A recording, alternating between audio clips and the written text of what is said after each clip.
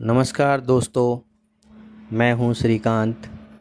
आप सुन रहे हैं कारवां कहानियों का, जिसमें पहली कहानी काली हवेली, जिसके अध्याय 1 और 2 आप सुन चुके हैं। इसमें अभी तक आपने सुना 6 दोस्त विवेक, राहुल, समीर, अंशुल, पूजा और गर्भवती नेहा एक ट्रैकिंग यात्रा पर निकले थे। लेकिन अचानक तेज़ बारिश और घने जंगल के कारण वे रास्ता भटक गए। रात के अंधेरे में उन्हें एक पहाड़ी पर स्थित एक विशाल रहस्यमयी पुरानी हवेली दिखाई दी, जिसे आसपास के लोग काली हवेली के नाम से जानते थे। मजबूरी में सभी दोस्तों ने रात वहीं बिताने का फ़ैसला किया।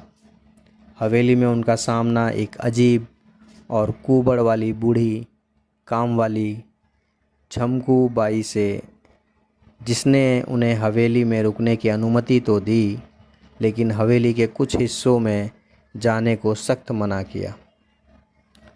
रात बढ़ने के साथ साथ हवेली का माहौल और डरावना होता गया। नेहा को बार बार ऐसा महसूस होने लगा कि कोई अदृश्य शक्ति उसे देख रही है। इसी बीच उसे हवेली के गलियारों में एक रहस्यमयी गर्भवती महिला की परछाई दिखाई दी। अगली सुबह दोस्तों को हवेली की पुरानी तस्वीरों में उसी महिला की तस्वीर मिली, जिसका नाम था चंद्रकला। लेकिन तस्वीर में मौजूद चंद्रकला और नेहा के चेहरे में एक अजीब समानता थी। और तभी झमकूबाई ने घबराकर उन्हें चेतावनी दी, कुछ दरवाजे कभी नहीं खोलने चाहिए। लेकिन दोस्तों की जिज्ञासा अब डर से बड़ी हो चुकी थी। उन्हें नहीं पता था कि हवेली का सबसे बड़ा रहस्य अभी उनका इंतज़ार कर रहा है। अब सुनिए अध्याय 3, बंद कमरा। सुबह की पहली किरणें बादलों को पीछे कहीं खो गई थी। बारिश अभी रुकने का नाम नहीं ले रही थी। जब नेहा ने आँख खोली तो उसने खुद को अपने कमरे के बिस्तर पर पाया। विवेक उसके पास बैठा था। पूजा चिंतित होकर उसके माथे पर ठंडी पट्टी रख रही थी। कैसी हो? विवेक ने पूछा। नेहा कुछ क्षणों तक चुप रही। उसे रात की सारी घटनाएं याद आ गई। पालना पालना, सफ़ेद साड़ी वाली औरत और वह रहस्यमयी बूढ़ा आदमी। उसके चेहरे का रंग उड़ गया। वो यहाँ है? कौन? पूजा ने पूछा। वही औरत। कमरे में सन्नाटा छा गया। कुछ देर बाद सभी नीचे हॉल में इकट्ठा हुए। झमकूबाई हमेशा की तरह शांत थी, जैसे कुछ हुआ ही ना हो। नेहा ने उसकी ओर देखते हुए पूछा, कल रात ऊपर वाले कमरे में कौन था? झमकूबाई के हाथ एक क्षण के लिए रुक गए। फिर वह सामान्य स्वर में बोली, ऊपर ऊपर कोई नहीं रहता। मैंने अपनी आँखों से देखा था। कभी कभी पुरानी हवेलियों में भ्रम हो जाता है बेटी। नेहा कुछ बोलने ही वाली थी कि विवेक ने उसका हाथ दबा दिया। वह समझ गया था झमकूबाई कुछ छिपा रही है। नाश्ते के बाद बारिश थोड़ी कम हुई। समीर अपना कैमरा लेकर हवेली की रिकॉर्डिंग करने लगा। कम से कम अगर हम यहाँ फंसे हैं तो कंटेंट तो मिलेगा। राहुल हंसा। अगर जिंदा बचे तो। करीब दोपहर के समय समीर तीसरी मंजिल की ओर गया। वहाँ पहले कोई नहीं गया था। सीढ़ियाँ टूटी हुई थी, मकड़ी के जाले हर तरफ फैले थे। हवा और भी ठंडी थी। जैसे ही वह ऊपर पहुंचा, उसे कुछ अजीब दिखाई दिया। गलियारे के अंत में एक बड़ा दरवाज़ा था, बाकी कमरों से बिल्कुल अलग। उस पर लोहे की मोटी जंजीर लिपटी हुई थी और भारी ताला लगा था। अरे! समीर ने कैमरे से जूम किया। ये क्या है? उसी समय पीछे से आवाज़ आई, उस तरफ मत जाओ। समीर चौंक गया। झमकू बाई उसके पीछे खड़ी थी। क्यों? वो कमरा बंद है। किस लिए? क्योंकि उसे बंद रहना चाहिए। समीर मुस्कुराया। इतना सस्पेंस क्यों? झमकू बाई की आंखों में अचानक डर उभर आया। कुछ दरवाजे अगर बंद रहे तो बेहतर होता है, ये कहकर झमकू बाई वहाँ से तुरंत चली गई। शाम को सभी दोस्तों ने ये बात सुनी और जैसा अक्सर होता है, मनाही ने उत्सुकता और बढ़ा दी। हमें देखना चाहिए, राहुल ने कहा। बिल्कुल नहीं, नेहा तुरंत बोली। हमें यहाँ पहले से अजीब चीज़ें दिख चुकी है। अंशुल सोच में पड़ गया। लेकिन झमकू बाई इतना डर क्यों नहीं रही थी? विवेक ने धीरे से कहा, क्योंकि उस कमरे में कुछ है। रात होने लगी। बाहर फिर तूफान शुरू हो गया। बिजली चमक रही थी। हवा की आवाज़ किसी रोती हुई औरत जैसी लग रही थी। करीब 11 बजे जब झमकू बाई अपने कमरे में चली गई, विवेक, अंशुल और समीर चुपके से तीसरी मंजिल पर पहुँचे। राहुल भी उनके पीछे पीछे आ गया। अगर भूत मिला तो सबसे आगे तू रहेगा? राहुल ने समीर से पूछा। वीडियो तो तू ही बना रहा है ना? समीर हंस पड़ा, लेकिन उसकी हंसी ज़्यादा देर तक नहीं टिक सकी, क्योंकि जैसे ही वे तीसरे मंजिल पर पहुँचे, उन्हें महसूस हुआ कि यहाँ का तापमान नीचे से बहुत कम था। उनकी सांसों से धुआं निकल रहा था। गलियारे के अंत में वही बंद दरवाज़ा खड़ा था, जैसे किसी रहस्य की रखवाली कर रहा हो। अंशुल ने ताले को देखा। काफ़ी पुराना है। विवेक ने लोहे की रॉड उठाई। पुराना है तो टूट भी जाएगा। कुछ मिनटों की मेहनत के बाद ठाक ठाक ताला टूटकर ज़मीन पर गिर पड़ा। उसी क्षण पूरे गलियारे में एक अजीब कंपन महसूस हुआ, जैसे हवेली ने खुद यह महसूस कर लिया हो कि कोई निषिद्ध जगह खोली जा रही है। राहुल घबरा गया। यार, वापस चलें? लेकिन अब देर हो चुकी थी। विवेक ने दरवाज़ा को धक्का दिया।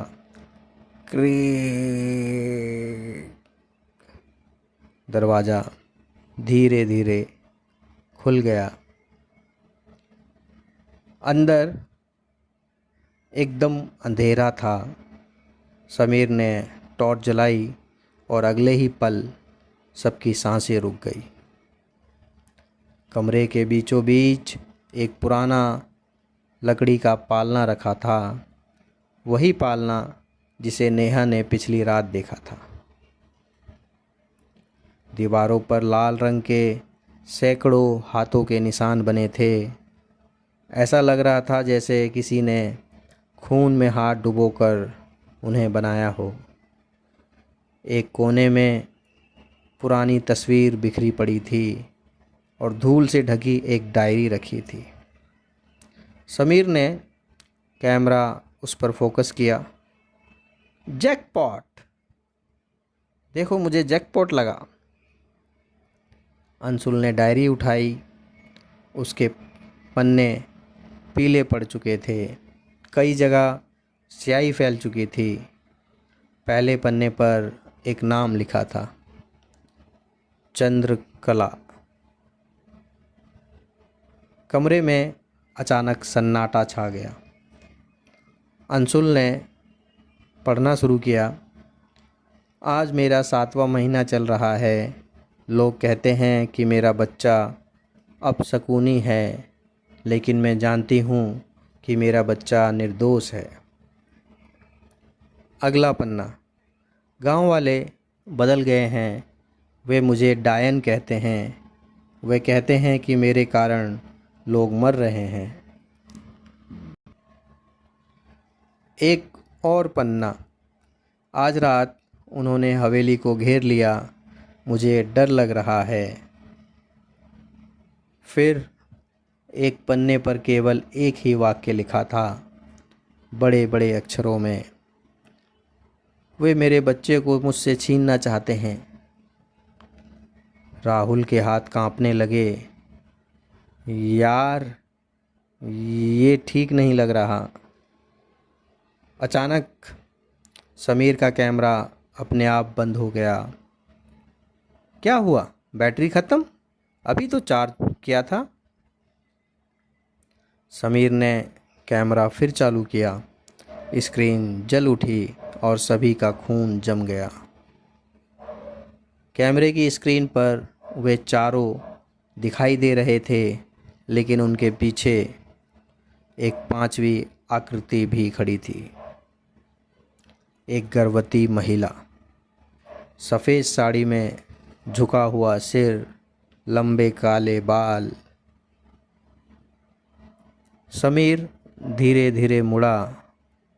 पीछे कोई न था, लेकिन कैमरे की स्क्रीन पर वह अब भी मौजूद थी। और तभी उसने धीरे धीरे अपना सिर उठाया। उसकी आंखें पूरी तरह काली थी। स्क्रीन झिलमिलाने लगी। फिर अचानक एक आवाज़ गूंजी, इतनी स्पष्ट कि सबने सुनी, इतनी ठंडी कि उनकी रीढ़ जम गई। मेरा बच्चा, मुझे वापस दो। अगले ही पल कमरे का दरवाज़ा अपने आप बंद हो गया। धड़ाम। पूरा कमरा अंधेरे में डूब गया और उसी क्षण किसी ने अंशुल के कान के पास फुसफुसाया, वो जाग गई, वो जाग गई। यहाँ हमारा अध्याय 3 समाप्त होता है। अब हम बढ़ते हैं अध्याय 4 की ओर। कमरे का दरवाज़ा ज़ोर से बंद हुआ और पूरा कमरा अंधेरे में डूब गया। राहुल की चीख निकल गई, विवेक, विवेक, कुछ करो। अंशुल ने टॉर्च जलाने की कोशिश की, लेकिन टॉर्च भी काम नहीं कर रही थी। समीर का कैमरा बंद हो चुका था। सिर्फ बाहर चमकती बिजली की रोशनी कभी कभी खिड़की से अंदर आ रही थी, और चमक के साथ उन्हें लगता जैसे कमरे में कोई और भी मौजूद है।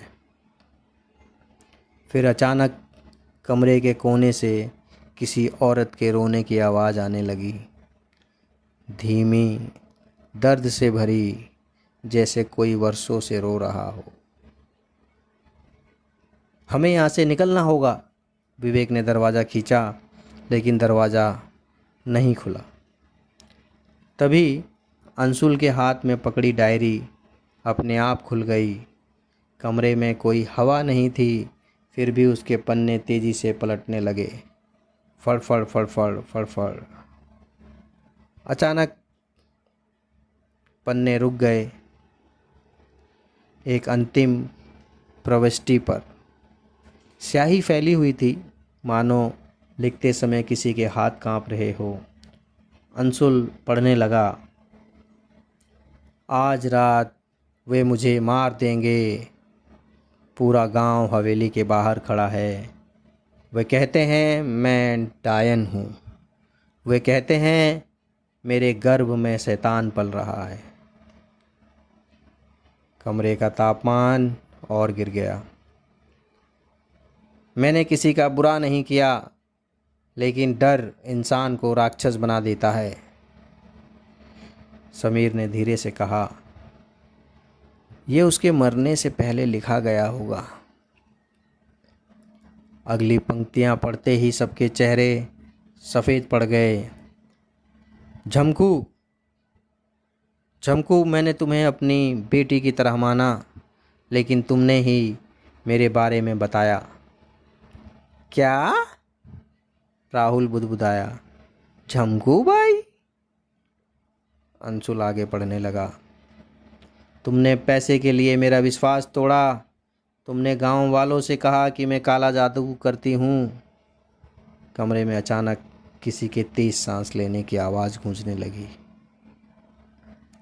अगर मैं मरी तो मैं लौटूंगी, और जिसने मेरा बच्चा छीना उसे कभी शांति से नहीं जीने दूंगी।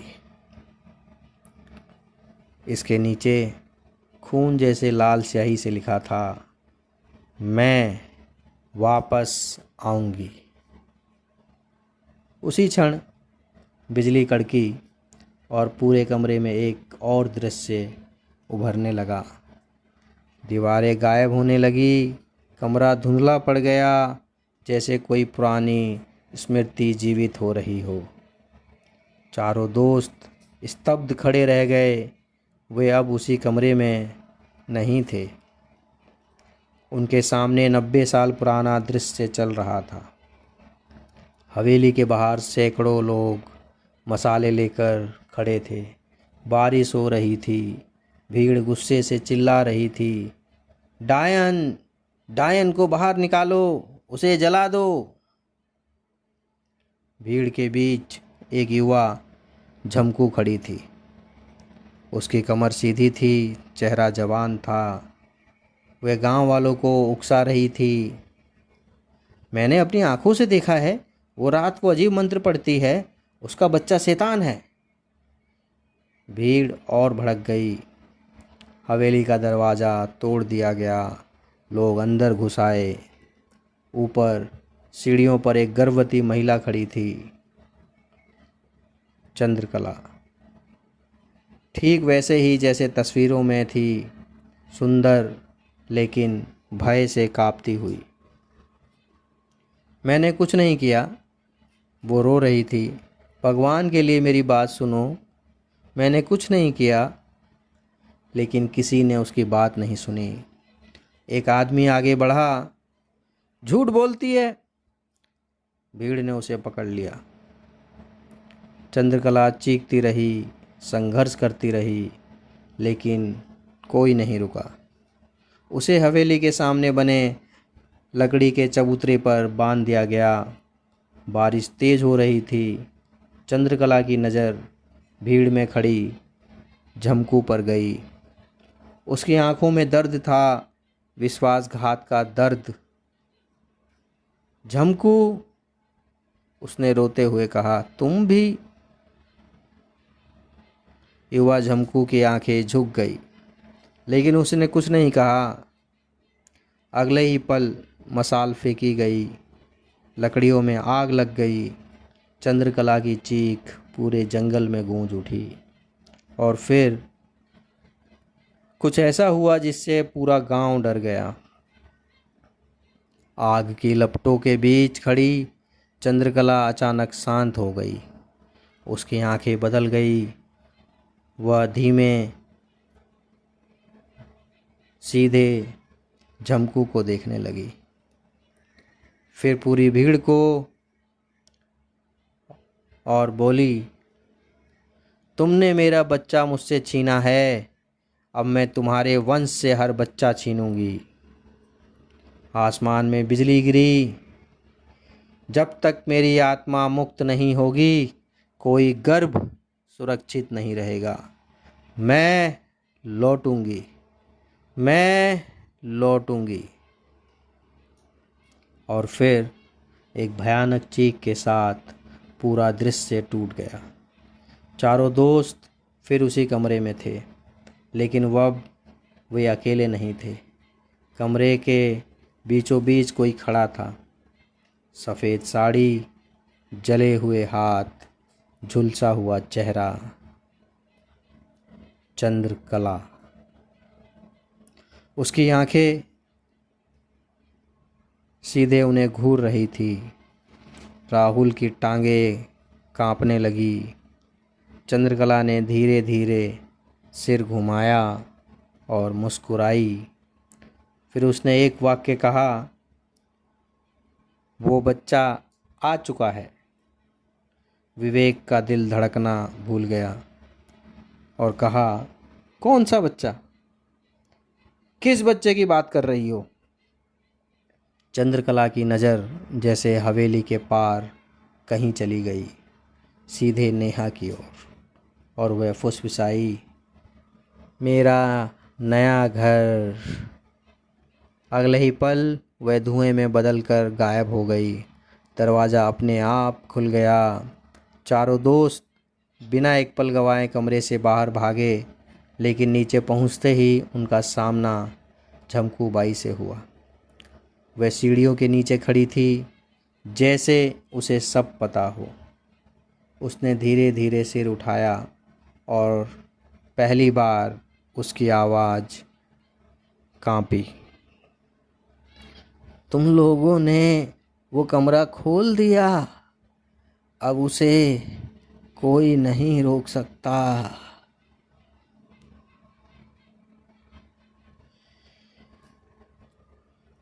दोस्तों, अध्याय 4 यहाँ समाप्त हुआ। आगे की कहानी इसी प्रकार सुनने के लिए हमें लाइक करें, सब्सक्राइब करें, और जल्द ही मैं इसके आगे की कहानी लेकर आऊँगा आप लोगों के लिए। धन्यवाद।